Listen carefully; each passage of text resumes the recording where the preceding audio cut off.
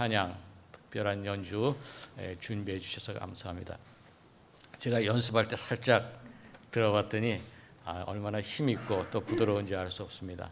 이렇게 재능을 통해서 또 음악을 통해서 하나님께 영광 돌리시는 우리 선생님 연주만큼 그의 생애도 하나님 안에서 은혜로워지시기를 바랍니다. 우리 특별한 찬양 후에 우리 목사님 말씀 주시겠습니다.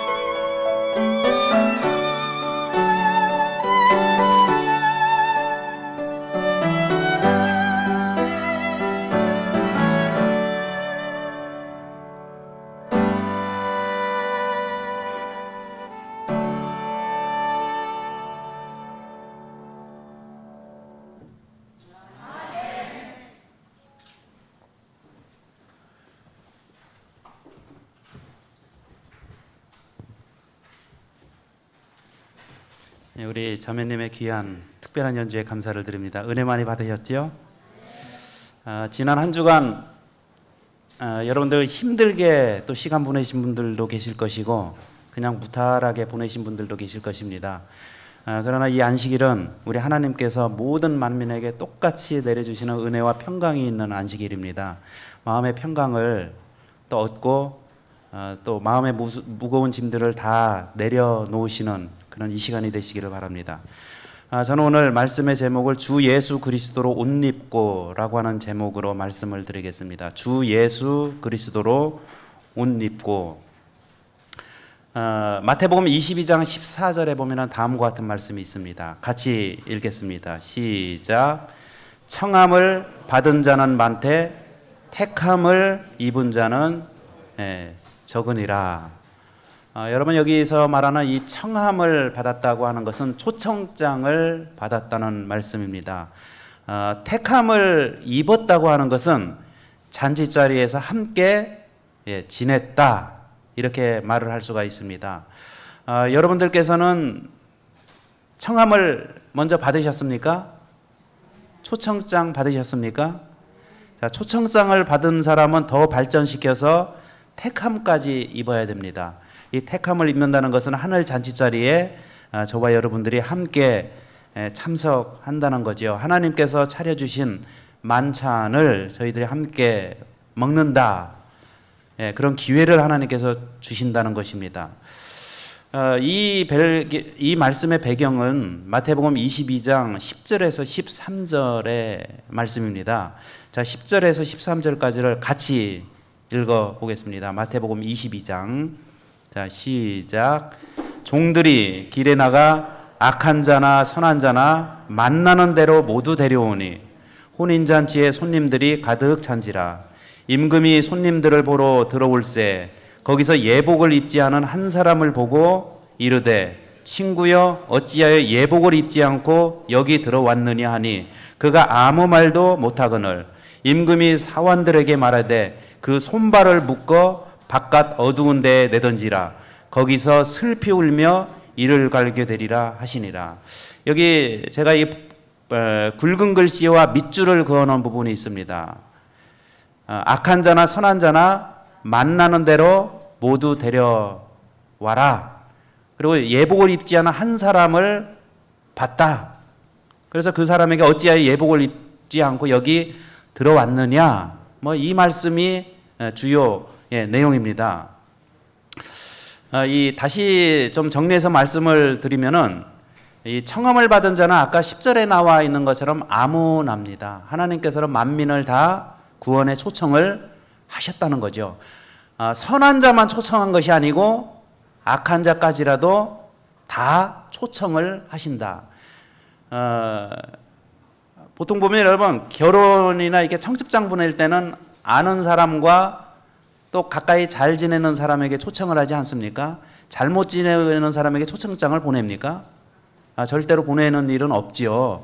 그런데 하나님의 구원의 초청장은요, 그냥 다 아무리 악할지라도 악한 자에게까지라도 하나님께서는 초청을 하신다. 근데 여기 청함만 받은 사람이 있어요. 청함만 받고 끝나는 사람이 있고 택함까지 받는 사람이 있는데 여기 청함만 받은 사람에게 임금이, 그러니까 잔치의 주인이 두 문장의 말을 합니다. 첫 번째는 임금이 청함만 받은 그 사람에게 뭐라고 얘기합니까? 12절에 보면은 어찌하여 예복을 입지 않고 여기 들어왔느냐? 이 말을 누가 누구에게 한 거예요? 임금이. 예복을 입지 않은 사람에게 어찌하여 예복을 입지 않고 여기 들어왔느냐? 그 얘기를 지금 하고 있는 거예요. 이게 이제 첫 번째 말이고요. 두 번째 말은 임금이 이제 종들, 사환들에게 이렇게 말을 해요. 13절에 뭐라고 얘기하고 있습니까? 그 손발을 묶어 바깥 어두운 데에 내던지라. 거기서 슬피 울며 이를 갈게 되리라.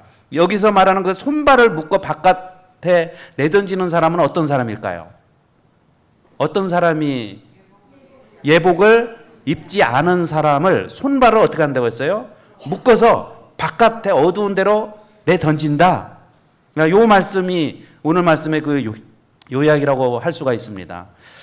여러분 여기 그 잔치자리에 밀물처럼 밀려오는 사람들이 있어요. 예복을 입은 사람. 예복을 입은 사람은 잔치자리에 어떻게 해요? 밀물처럼 막 밀려서 안으로 잔치자리로 들어갑니다.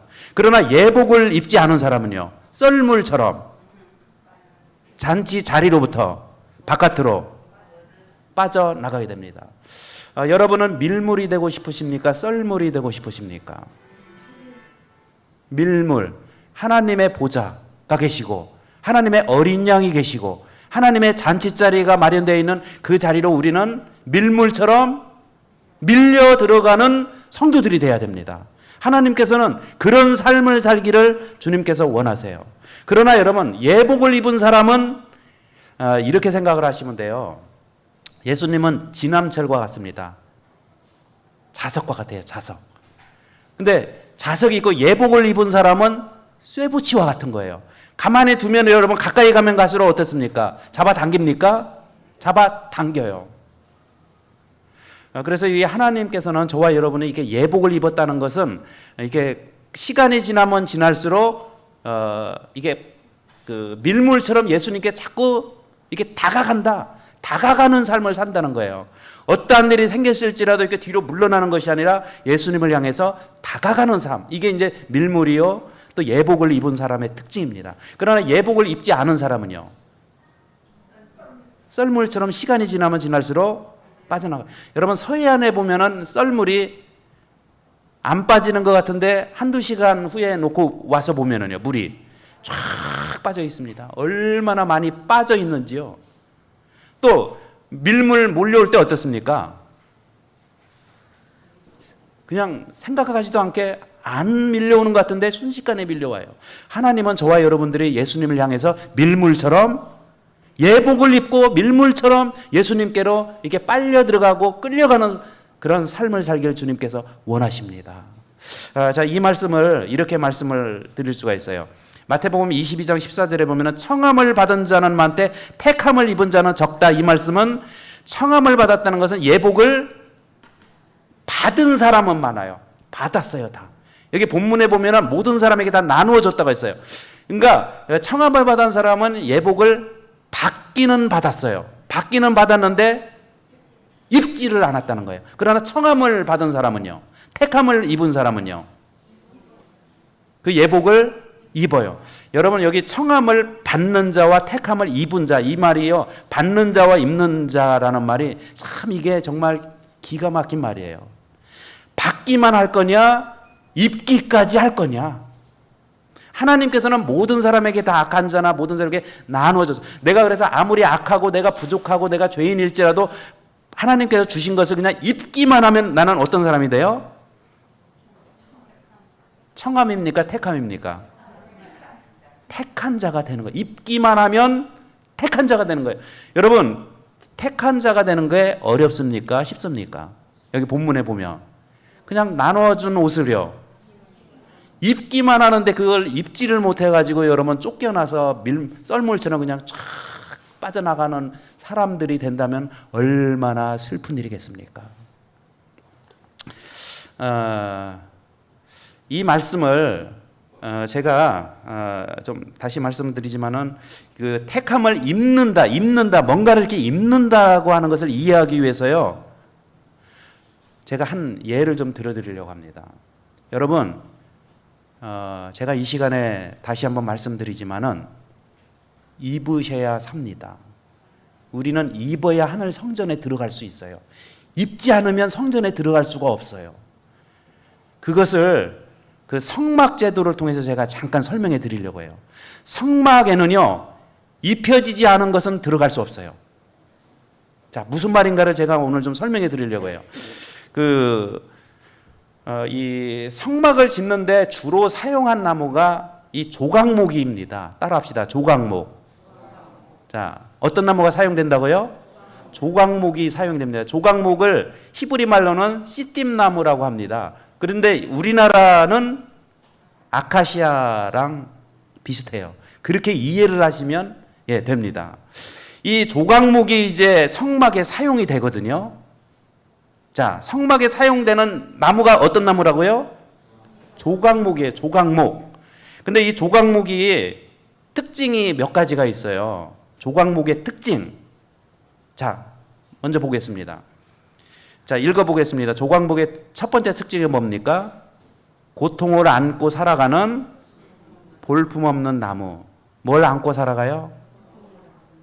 고통을 안고 살아가요. 근데 볼품이 있어요, 없어요? 없어요. 볼품은 없는데 또 고통까지 있네요. 이게 이제 조각목의 특징이에요. 자, 이것을 좀 더 설명해 드리면 조각목은 키가 다 크면 3m 정도까지 자랍니다. 몇 메타요? 3m. 그 다음에 가지가요, 밑둥에서부터 여러 갈래로 올라와요. 여러분 쓰임새가 있고 아주 웅장한 나무가 되려면은 나무가 기둥이 하나가 돼가지고 쫙 올라가야 되는데 이 씨띠나무의 특징이 뭐라고요? 왜 이렇게 격가지들이 많은지. 그리고 잔가지가 많고요. 그리고 가지의 끝에는 이 낚시 바늘 모양의 15cm가 되는 이렇게 굽어진 가시가 있어요. 그냥 하나하나에다가, 자, 아까 제가 보여드린 것처럼 여기 어떻습니까? 이런 가지들이 있다는 거. 이게 지금 씨띠나무거든요. 이게 지금 다 자라면 3m, 키가 3m 되는데 이 나무가 여러분 좀 우리가 봐서는 좀 운치가 있고 그늘이 있어서 그렇게 하는데 실제는 사용 가치가 별로 없는 나무예요. 이렇게 생겼습니다. 그리고 가시가 되어 있고요.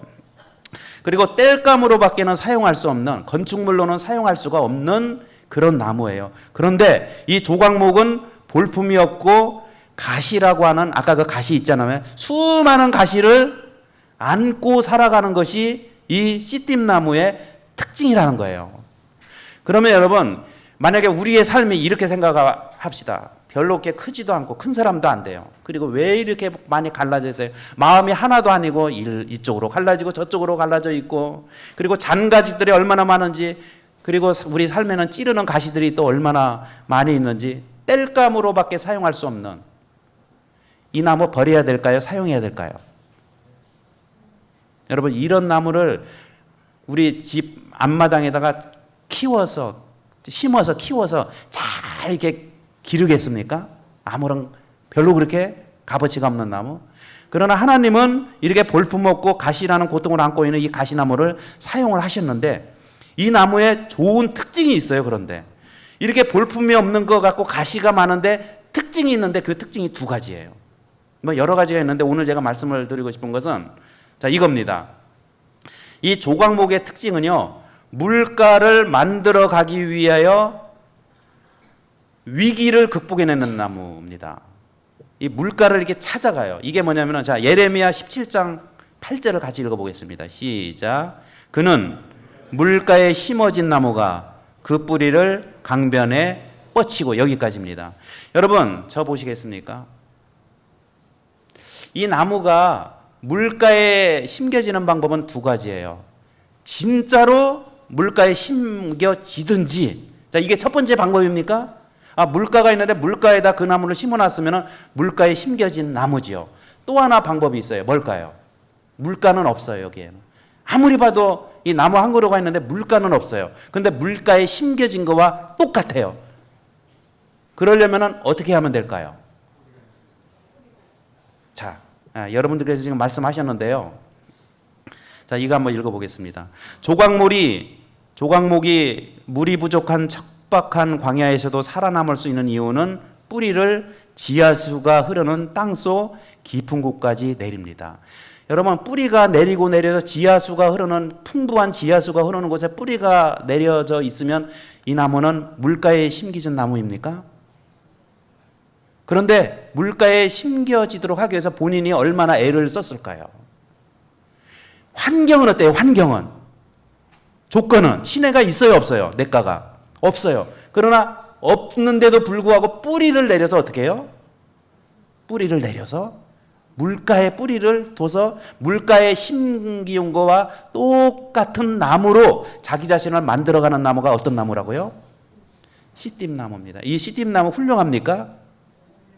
볼품은 좀 없고 초라해 보이고 가시는 많은데, 실제로 이 나무는요, 그렇게 보이는 것보다 그렇게 내적으로 내실이 있고 뿌리가 물가까지 닿는 그런 나무입니다. 그래서 조각목은 제가 이렇게 좀 썼어요. 조각목은 물가를 만들어가는 나무입니다. 물가에 이렇게 심겨진 나무가 아니라 물가를 찾아가서, 뿌리가 찾아가서 만드는 나무예요. 그래서 여러분, 조각목은 지상의 건조함과 모래바람 등 혹독한 시련이 이게 더해져서 어려우면 어려울수록 살아남기 위해서 뿌리를 내립니다. 여러분, 혹시 지금 살아가면서 어려운 일 있으십니까? 어려운 일이 있을수록 이것을 내가 만약에 뿌리를 내려서 물가에까지 내 뿌리가 가 있다면 그 사람은요, 영원히 시들지 않는 물가에 심겨온 나무와 똑같다는 것입니다.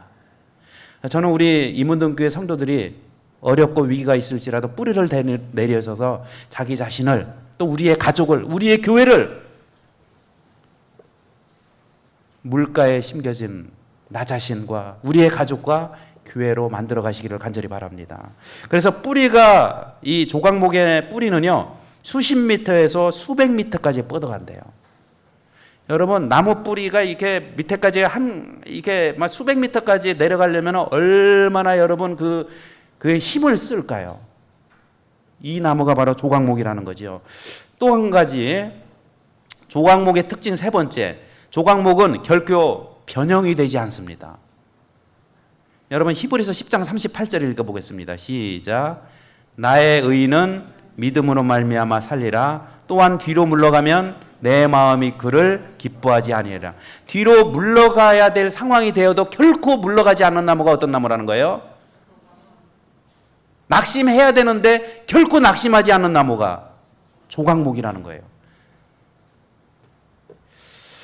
그 조각목은 쓸모없어 보여도 오랜 세월 광야에서 연단을 받아 결코 목질이 변하지 않습니다. 조각목은 휘어지지가 않아요.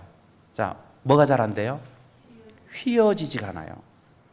이 조각목의 뜻은 검은 뿔나무라는 거예요. 여러분 이게 사슴이나 아니면은 어떤 뭐 짐승에 보면 뿔이 있는데 이 뿔을 휘려가면은 자기 마음대로 휘어지던가요? 뿔은 휘어지지가 않아요. 그대로입니다. 아무리 사람이 힘을 가해도. 그래서 어떠한 시련과 어떠한 역경 가운데서도 휘어지지 않고 오직 의인은 믿음으로 말미암아 살리라. 뒤로 물러가지 않는 삶. 여러분 그래서 조각목은요 이렇게 볼품이 없고 그렇지만은 자, 두 가지 특징이 뭐였습니까? 자, 두 가지 특징이 뭐였어요? 뿌리를 땅속 깊이 내리고요. 그 다음에 절대로 뒤로 물러섬이 없거나 휘어지는 것이 없는 그러한 특징을 아시는 하나님께서 이 세상에 존재하는 나무 중에서 이런 나무가 없다라고 하나님께서 판단하셔서 이 나무를 성막을 짓는 유일한 나무의 재료로 하나님께서 선택을 하신 거예요.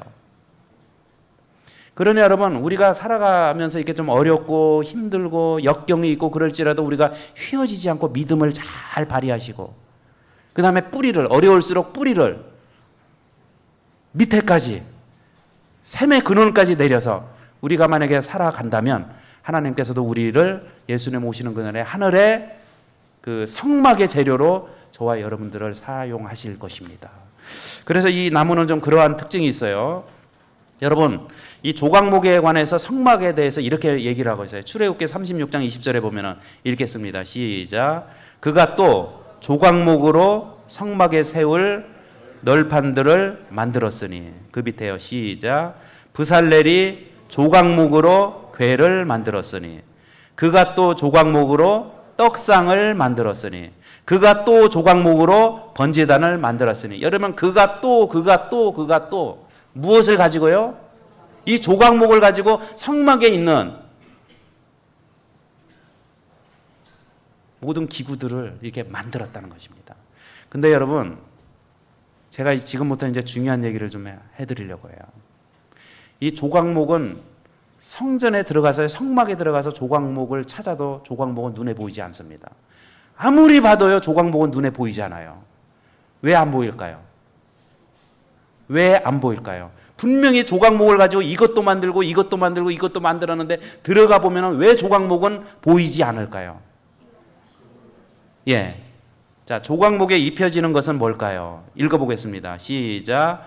조각목으로 채를 만들어 금으로 싸고 밑에요.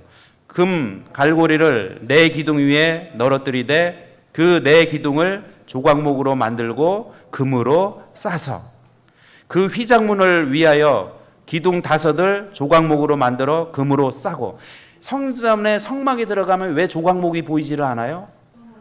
다 금으로 쌓아놨어요. 쌓아놔. 다시 말하면 금으로 입혀놨어요. 조각목이 아무리 뛰어나고 보잘건 없어요. 그래도 아무리 그것이 정말 좋은 점이 많을지라도 그 자체로 성막에 들어갈 수는 없다는 거예요. 저와 여러분들이요 아무리 훌륭하고 아무리 정말 이렇게 막 근사하게 살고 멋지게 살고 그냥 도덕적으로 완벽할지라도 저와 여러분은 성막에 하늘 성막에 절대로 들어갈 수 없습니다. 들어갈 수 있는 유일한 조건이 뭡니까? 금으로 쌓는 거예요. 금으로 입히는 것입니다. 제가 여러분 아까 처음에 말씀드렸죠. 조각목에 금을 입힌다는 것은 청함을 받은 사람이 예복을 입는 것과 같은 거예요. 분명히 거기에는 아까 악한 사람도 있었고 선한 사람도 있었어요. 그러나 성경에는 나와 있지 않아요. 그 사람이 악한 사람이었는지 선한 사람이었는지. 그런데 여러분 그 사람이 선한 사람이었을 거라고 추측을 합니다. 또 그렇게 얘기를 해요. 그 이유가 뭔지 압니까? 주인이 내밀어준 그 예복보다 본인이 입고 있는 옷이 더 좋다고 생각해서 입지 않았다는 거예요. 그러니까 누가 보더라도 이 사람은 선한 사람입니까? 그러나 아무리 선할지라도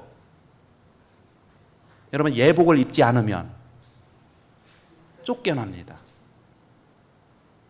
아무리 조각목이 훌륭할지라도 훌륭한 특징을 가지고 있을지라도 금으로 입히지 않으면 성막에서는 사용할 수가 없습니다. 여러분 로마서 13장 14절에 그래서 예수님께서 이렇게 말씀을 하고 있어요. 사도 바울을 통해서 오직 주 예수 그리스도로 옷 입어라. 여러분 청함을 입은 사람이 왜 쫓겨났어요? 왜 밀물처럼 많은 사람이 왔었는데 그 사람은 썰물처럼 쫓겨나게 되었습니까? 뭘 안 입었어요? 예복을 입지 않았어요. 누구를 입지 않았다는 거예요? 예수 그리스도를 입지 않았다. 금을 입히지 않았다는 얘기입니다. 여러분 우리는 뭔가 그 다른 것이 필요한 사람들이에요. 적어도 하늘 성막에 나중에 예수님 오실 때 재림의 때에 그 정말 하늘 궁전에 들어가기 위해서는 뭔가 위로부터 내려오는 또 다른 것을 입어야지 들어갈 수가 있는데 그게 무엇입니까? 그리스도의 의에 오시고 금을 입는 것이고 예복을 입는 것이고 여러분 같은 맥락에서 성경에서는 계속해서 얘기를 하고 있습니다. 그러니 여러분 이 시간에 좀 기도하시길 바랍니다. 주님 내가 아무리 선할지라도 내 모습으로 살지 않고 예수 그리스도를 옷 입고 살아가게 해달라고. 금을 입고 살아가는 것처럼 금을 좀 씌워달라고. 여러분 그렇게 기도하시고 사모하는 마음으로 예수님을 믿고 성전을 출입하시는 성도들이 되시기를 간절히 바랍니다. 우리는 여러분 그래서 이 쫓겨날 때 그 사람을 선함과 악함을 본 게 절대로 아니었어요. 하나 뭘 봤어요? 유일하게 예복을 입었느냐 입지 않았느냐. 금이 씌워졌느냐 여러분 성막을 씌울 때 어떤 그 조각목이 이게 금 씌우는 거 나 싫으니까 나는 내 있는 걸 그냥 사용해야 되겠다 해서 금을 만약에 벗어버리면 어떻게 될까요? 그 즉시로 이 조각목은 사용되지가 않습니다. 그래서 예수님께서는 예수 그리스도로 옷 입으라는 거예요. 언제든지 우리는 예수님이 언제 오실지 모르잖아요. 그렇기 때문에 우리는 항상 이 옷을 입고 있어야 됩니다.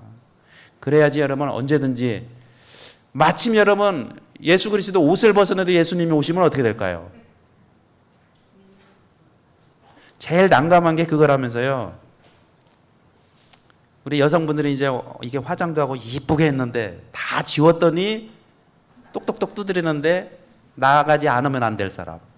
그런데 내 참모습을 보이고 싶지 않은 사람.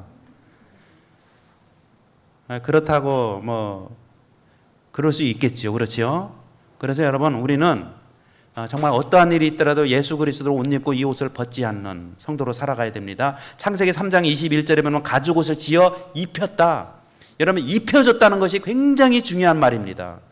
그리고 여기 갈라디아서 3장 27절에는요. 그리스도와 합하기 위하여 침례를 받았다. 이렇게 얘기를 하고 있습니다.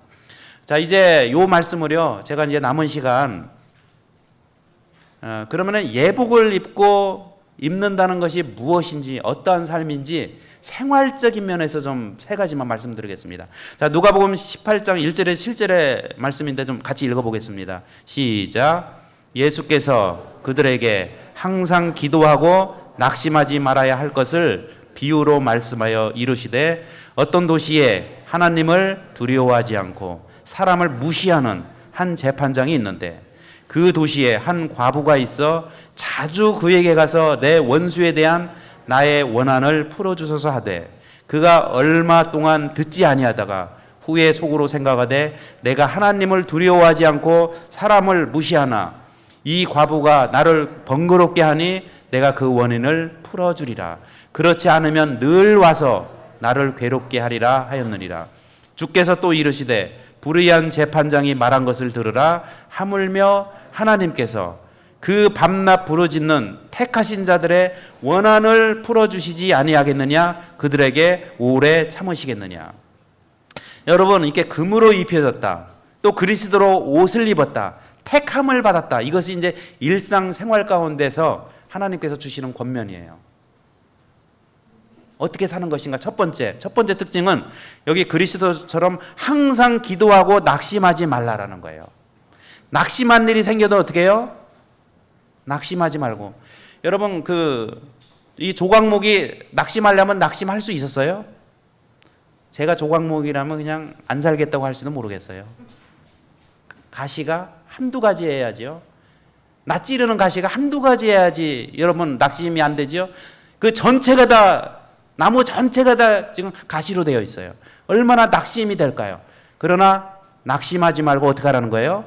낙심된 일이 생길지라도 혹시 낙심되는 마음과 낙심되는 모습일지라도 절대로 기도를 그치지 말고 기도를 계속 하라. 계속 하라. 이렇게 말씀을 하고 있습니다. 그 다음에 두 번째 특징은 여러분 본문의 주인은 과부입니다. 혼자 살고 있다는 것이죠. 근데 여기 자주 그에게로 갔다라는 말이 두 번이나 나와요. 자주 어떻게 했어? 누구한테 갔다는 얘기예요? 자주 갔다는 거예요. 여러분 혼자 있는 시간에 여러분들 주로 뭐 하십니까? 혼자 있는 시간에. 여기 오늘 이 사람은 어떻게 보냈어요? 혼자 있는 시간을 자주 그에게로 갔다. 이렇게 얘기하고 있습니다. 예복을 입는다는 것은요, 이게 너무 추상적이지 않습니까? 너무 추상적이에요. 예복을 입는다는 것은 자주 그에게로 간다는 거예요. 뭐처럼요? 밀물처럼요? 썰물처럼요? 밀물처럼 예수님께 자주 가는 거예요. 이게 예복을 입는다는 것입니다. 우리 실생활에서는 그렇게 예복을 입는다는 것을 적용을 할 수가 있다는 거예요. 여러분 예수님께 가지도 않으면서 자주 가지도 않으면서 나는 오늘 예복을 입었다. 이것은 말이 될까요? 그건 말이 안 되는 얘기예요. 그래서 자주 우리 예수님께로 가시는 성도들이 되시길 바랍니다. 그리고 세 번째 특징은 이 과부가 나를 번거롭게 하니 내가 그 원한을 풀어주리라. 여러분 여기 택함을 입은 사람은 그 원한이 있어요. 원한. 여러분 혹시 원한이 있어요? 혹시 원한 있는 사람? 우리 전도사님 원한 없어요? 아직은 없어요? 주로 여러분 혹시 원한이 생기면 주로 누구한테 원한이 생깁니까? 근데 이 사람은 지금 원한이 있어요, 없어요? 있어요, 있어. 어떤 원한이랄까요? 그 원한을 풀어달라고 지금 하고 있거든요. 자, 3절에 보면은 어떤 원한을 가지고 갔을까? 읽겠습니다. 시작. 내가 내 원수에 대한 나의 원한을 풀어주소서. 여기서 말하는 내 원수에 대한 나의 원한이 의미하는 게 뭘까요? 여러분 원수는 누굴까요? 자, 베드로전서 5장 8절 읽겠습니다. 시작. 근신하라 깨어라 너희 대적 마귀가 우는 사자같이 두루 다니며 삼킬 자를 찾나니. 여러분 성경에서 말하는 여기 이제 원수는요, 원한을 품어야 될 원수는 대적 마귀입니다. 이 본문에 나와 있는 이 사람은 누구에 대한 원한을 풀어달라고요? 마귀에 대한 원한을 풀어달라고 밤새 기도하면서 하나님께 다가갔다는 거예요. 어떤 사람에 대한 원한이 아니었어요. 여기서 마귀가 원하는 것은 여러분 죄입니다. 죄를 얘기하는 거예요. 죄의 문제를 놓고요. 죄의 창시자를 놓고 여러분 그 원한을 가지고 하나님께 나갔다는 거예요. 그것을 없이 하게 해달라. 제가 이제 오늘 좀 시간이 다 돼서 결론을 말씀드리겠습니다. 자, 요약을 해서 좀 몇 가지만 말씀드립니다. 첫 번째는 청함을 받은 자는한테 택함을 입은 자는 적다. 청함을 받은 사람은 어떤 사람이에요? 초청장을 받은 사람. 택함을 입은 자는요? 잔치자리에 함께 지내는 사람입니다. 여러분 청함을 받았다는 거하고요, 택함을 입는다는 거하고는 달라요. 받기만 하면 안 됩니다. 입으셔야 돼요. 입어야지 잔치자리에 갈 수 있다. 그 다음에 두 번째, 잔치자리에 밀물처럼 밀려오는 사람들을, 예복을 입은 사람들. 그러나 썰물처럼 빠져나갈 사람들은요, 예복을 입지 않고 예복을 받기만 한 사람은 밀물처럼, 썰물처럼 밀려 나갑니다. 그 다음에 세 번째, 청함을 받은 사람은 예복을 받은 사람이고 택함을 입은 사람은 예복을 입은 사람이다. 지금 요약해서 말씀드리는 거예요. 조각목의 특징은 뭐예요? 고통을 안고 사랑하는 볼품없는 나무예요. 근데 이게 볼품이 없는데 이 나무의 좋은 점 두 가지는 뭡니까? 물가를 만들어가 위기를 극복해내요. 물가, 어떻게든지 물가를 찾기 위해서 뿌리를 내린다는 거예요. 그리고 이 나무의 또 다른 특징은요, 결코 휘어지거나 변형되지 않는다. 뒤로 물러서는 일이 없다는 거예요. 믿음의 퇴보가 없다는 얘기예요. 믿음을 꺾으려고 해도 절대로 꺾이지 않는 강건한 굳센 믿음을 가지고 살아간다는 거예요. 그러나 여러분, 이 조각목의 네 번째 특징은 모든 것을 극복해내고 마침내 주님께 인정받아 성막의 건축 재료로 사용이 된다는 거예요. 우리도 성막의, 하늘 성막의 건축 재료로 사용될 수 있다는 얘기입니까? 있다라는 것입니다. 그래서 이 말씀은 우리에게 희망을 주는 말씀이에요. 자, 여기 조각목에 금을 입힌다는 것, 청함을 받은 사람이 예복을 입는다는 것과 같습니다. 오직 예수 그리스도로 옷 입고 가죽 옷을 지어 입히고, 여러분 이러한 특징이 있다고 제가 말씀을 드렸고요. 자, 금으로 입혀진 그리스도로 옷 입은 택하받는 사람의 세 가지 특징은 항상 기도하고 낙심하지 않는 특징을 가지고 있다. 두 번째는요, 자주 그에게로 간다. 마치 무슨 물처럼? 밀물처럼. 저와 여러분들은 밀물이 돼야 돼요. 밀물. 그리고 세 번째는요, 내 원수에 대한 나의 원. 여기서 내 원수는 누굽니까? 마귀, 죄. 이러한 모든 것들을 생각하며 하나님께서 저와 여러분을, 조각목 같은 저와 여러분을 선택을 하셨어요. 주님께서 주신 옷을 받지만 마시고 꼭 입으시고, 의의 옷을 입으시고 잘 준비된 상태로 살다가 우리 예수님의 성전에 들어가시는 아름다운 성도들이 되시기를 바라며 말씀을 마치겠습니다.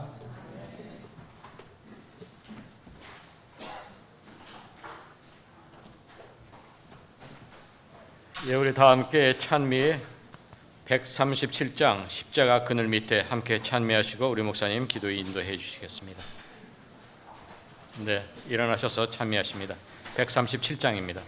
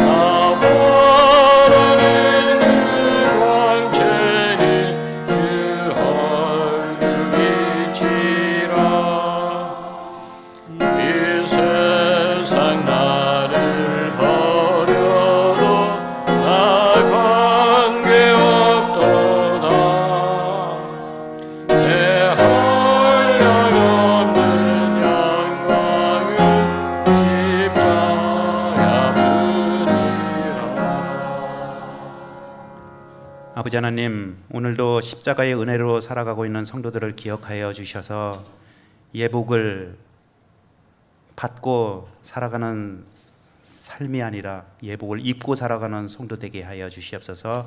이제 한 주간도 주님의 그 주시는 평안과 은혜 가운데 살다가 다음 안식일에는 더 좋은 모습으로 또 더 많은 간증을 가지고 주님 앞에서는 귀한 성도들 되게 하여 주시옵소서.